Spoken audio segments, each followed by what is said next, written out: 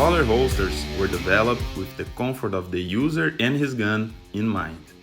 It's made from a special, soft and resistant polymer called SKINEX.